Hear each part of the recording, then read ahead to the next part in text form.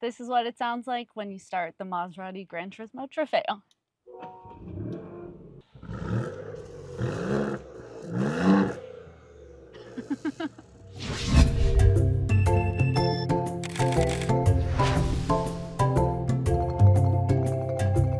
Hey guys, thanks for watching. Today we have the 2024 Maserati GranTurismo Trofeo. This is the 75th anniversary edition and the Prima Serie trim. So this one is very fancy and very limited. There's actually only going to be 50 of them made in this color, and you will probably not see that many of these in the Trofeo trim made at all. So this one is pretty rare. This starts at around 155, I think, for the Modena trim, and then the Trofeo trim is going to run you more like 199. But with all the options and the 75th anniversary package on here, this one is more like 260K.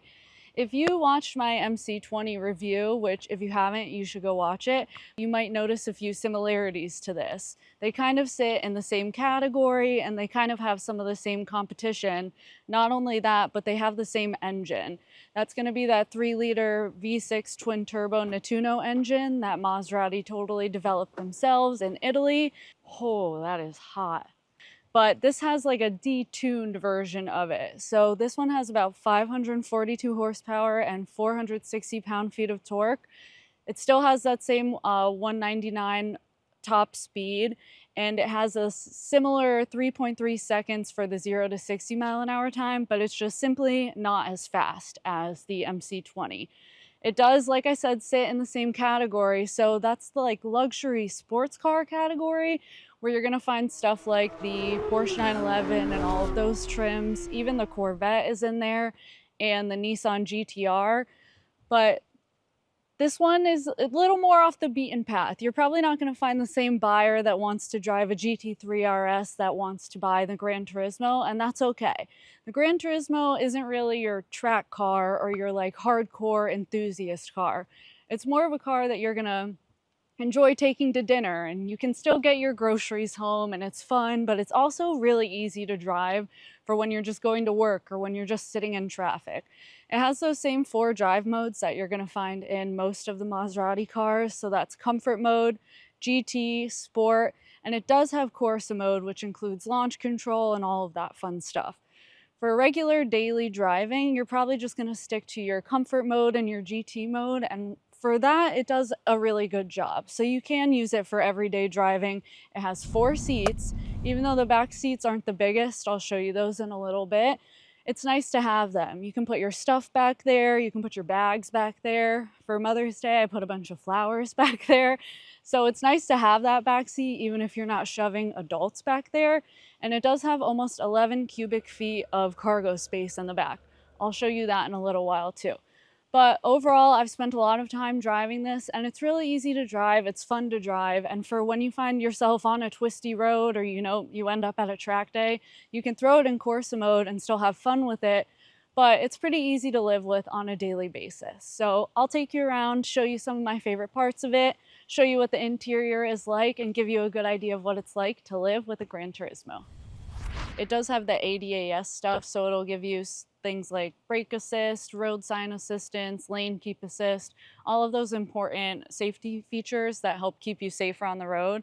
And it also has a head-up display, which I find really helpful because it reads the road signs and tells you if you're speeding or what the speed might be on the road that you're driving. So like I said, it does make it really livable with that stuff. That ADAS package is an additional $8,000. The upgraded speaker system is another $4,000. And then the Trident stitched in the headrest is like another $800, which is funny. It looks good, so I guess it's worth it, right? Since it is the 75th anniversary, the GranTurismo has been around for 75 years, which is a pretty big accomplishment, but it left the market for a little while in 2019. Since then, I do think it is greatly improved. That 2019 model was still really good, but Maserati put a lot of work into making this an upgraded and better version of that GranTurismo that left the market a couple of years ago. So if you just want to have a 911 like everybody else, then that's totally up to you. But I think that the GranTurismo is for the person who doesn't necessarily want to blend in. Maybe you eat chicken at a steakhouse, or maybe you like Dr. Pepper instead of Coke, or maybe I'm just talking about myself here, but I think I would rather have something cool like the GranTurismo that not everyone else has, and I've really enjoyed driving it, so that's my opinion. Like I mentioned, this has the 75th anniversary package on it, which runs you about 38 grand extra, and it has some cool little trim pieces that I'll show you. The wheels here have the red around the outside, and then it has this cool little 75th anniversary center cap. These are 20s, and then in the back they're 21s, so these are staggered and they're pretty big. Then you're gonna see this red Trofeo trim here, and then a cool little Maserati trident back here. And then I'll show you on the inside, there's a couple more pieces. All right, I'm gonna turn this thing on so we can hear it. Oh, it says key fob not detected. Okay, we'll start that again. All right, I'm gonna start this so you can see how the digital screens work. I'll close this. So in here we have a big, I think this is 12.3 inches over here. And this is a fully digital screen. It's got navigation. It does have a wireless charger in here as well. So you can see that you can see your vehicle information with the cameras over here. It does have this cool thing where you can see the performance of the vehicle. So you can see how many PSI the turbo is using, the torque, the oil pressure. And then if you go down here to drag race, not that I've used this at all because I follow the rules, but you can see your 0 to 60 mile an hour, your best time, your 0 to 100 mile an hour best time, the 1/8 mile, the 1/4 mile, and your braking distance. So over here, it'll show you the last time that you've tried to do that and then your best time, which is kind of interesting that you can kind of log everything there. This is has all kinds of settings on here, your typical navigation, your wireless CarPlay, stuff like that. And then you'll find your Prindle down here. So when you're trying to put it into drive or park or reverse, you're gonna use these buttons. Depending on how you feel about the shiny piano black, it does show fingerprints. So if you see my fingerprints on here right now, that's because they use that material. And I like it, it's responsive, but it does show a lot of fingerprints. Down here, as you can see, there's another smaller 8-inch screen, and this is where all of your climate controls are gonna sit. These are heated and ventilated seats, so you can turn that on, which I'm gonna turn it on. And all of your other climate stuff is here. It'll also open your glove box, which we found out. And it has the clock and some of your lights, which we did not know were hiding over here. You can adjust your seats and do some of the other stuff so that you're not constantly hunting around in this screen. So besides that, we have our screen up here. That's another fully digital screen. And this is gonna show you when you change your drive modes. We just changed it to sport. Now it's in Corsa mode.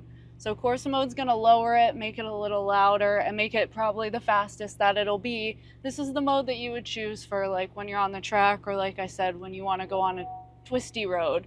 If you want to just be comfortably driving, the other modes, you just twist to the left and you'll find Comfort and GT and Sport, and all of those will let you drive comfortably in traffic or to dinner or wherever you want to go.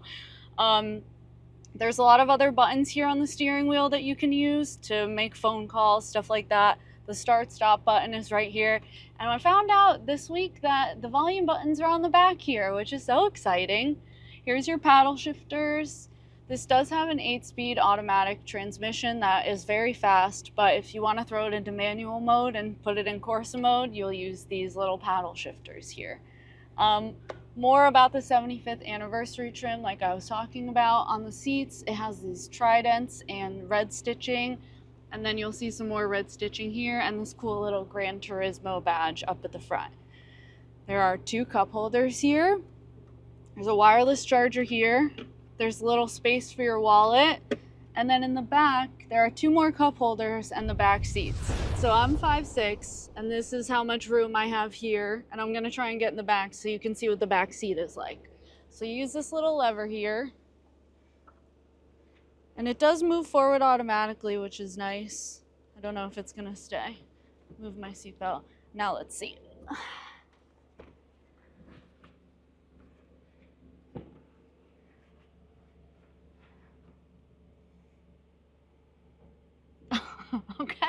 So I fit back here just barely, but my videographer is 6'3" and his seat is moved back a lot further, so I don't think that anyone would be able to sit behind him. But two like relatively average sized people can definitely fit back here.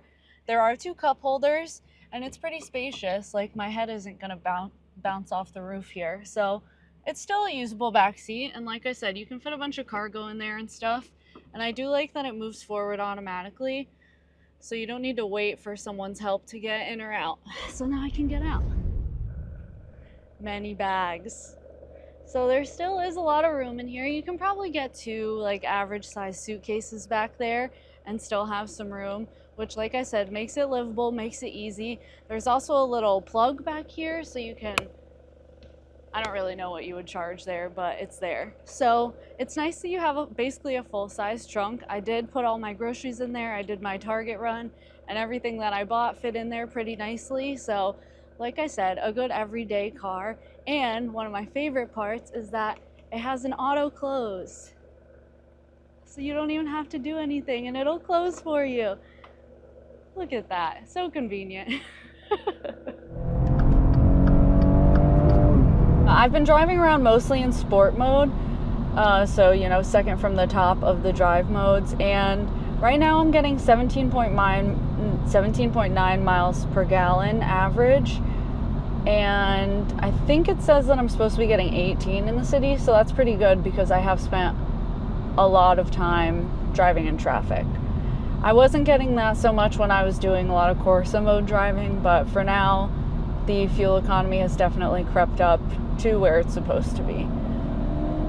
I did just put gas in it and it was really expensive, but it doesn't seem to have that big of a gas tank because I went through almost a full tank of gas just in my 4 days with it so far. But I have been trying to get some good time in the driver's seat. In conjunction with the 2 seats in the back and the trunk space, this one is definitely livable and doable as far as a daily driver goes, which is nice. So it's just not going to be for like the pure enthusiast that wants a 911 or that wants like a Z06. Even though it sits in that category, it has a totally different kind of buyer, I think. And that's fine. That's kind of what Maserati does, and I appreciate them for that.